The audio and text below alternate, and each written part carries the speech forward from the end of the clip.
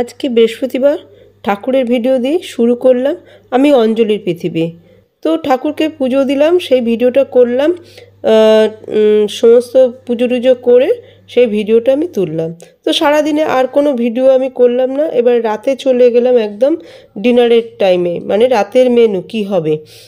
আমি রুটিটা করি বেলুন চাকিতে না বেলে, ওতে আটাটা চারিদিকে ছড়ায়, সেই জন্য আমি ওতে বেলি না।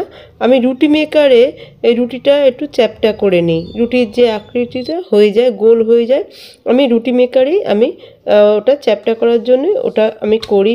টোটালটা করলে খেতে খুব সুন্দর লাগে। রুটি মেকারে রুটি করলে খুব সুন্দর খেতে লাগে, কিন্তু শেষের দিকে রুটিটা চামড়ার মতন গরম থাকে, অথচ চামড়ার মতন হয়ে যায়।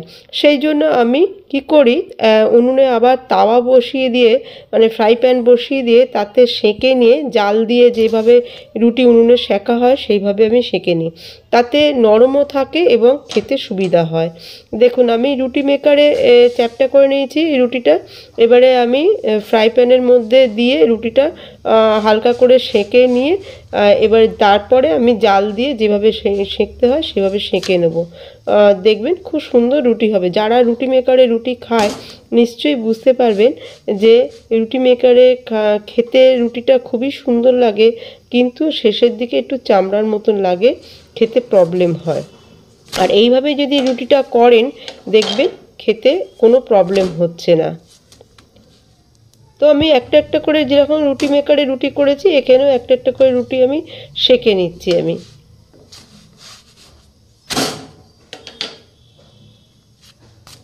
একটা একটা করে রুটি আমার সেঁকা হচ্ছে এদিকে।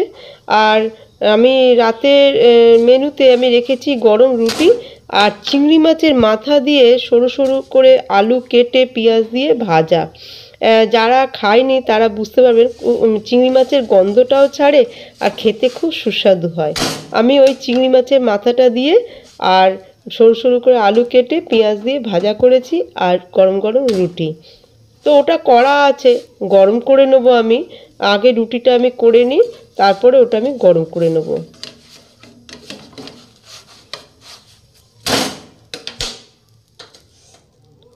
আমার রুটিটা প্রায় সেঁকা হয়ে গেছে। এবারে জালিতে আমি ওটা সেঁকে নেব। আমার রুটি ওগুলো সব ফ্রাই প্যানে হয়ে গেছে। এবার সেঁকাও হয়ে গেছে এই যে রুটিগুলো। এবারে যে বললাম চিংড়ি মাছের মাথা দিয়ে পেঁয়াজ দিয়ে সরু সরু আলু ওটা দিয়ে ওটা করা ছিল, ওটা গরম করে নিলাম। এবারে খেতে বসলাম। এবার দেখলাম আবার আমার এক দাদার ঘর থেকে গোবিন্দভোগ চালের খিচুড়ি চলে এসছে ঘি দিয়ে। হেব্বি খেতে, খুব সুন্দর। গরম গরম এই শীতের সময় গরম গরম গরম গরম খিচুড়ি গোবিন্দভোগ চালের ঘি দিয়ে, এবং তাতে অনেক কিছুই পড়েছিল, খুবই খেতে সুন্দর হলো। আর একটা বন্ধুরা, আর একটা কথা আমার বলার আছে। আমার ভিডিওটা তোলা হচ্ছে যখন, তার অনেক পরে আমি এটাকে দিচ্ছি, তার জন্য আমি আপনাদের কাছে ক্ষমা চেয়ে নিচ্ছি। আমি চেষ্টা করব ওটা সময় মতন দেয়া, খুব দেরি হয়ে যাচ্ছে। তো বন্ধুরা ভিডিওটা কেমন লাগলো, আমার রাতের খাবার কীরকম, মেনুটা কীরকম লাগলো জানাবেন, অবশ্যই জানাবেন। ভালো লাগলে একটা লাইক করে দেবেন। যারা এখনও পর্যন্ত সাবস্ক্রাইব করেননি তারা অবশ্যই একটা সাবস্ক্রাইব করে পাশে থাকবেন। আর আপনারা সুস্থ থাকুন, ভালো থাকুন, সাবধানে থাকুন, এই আমার কামনা।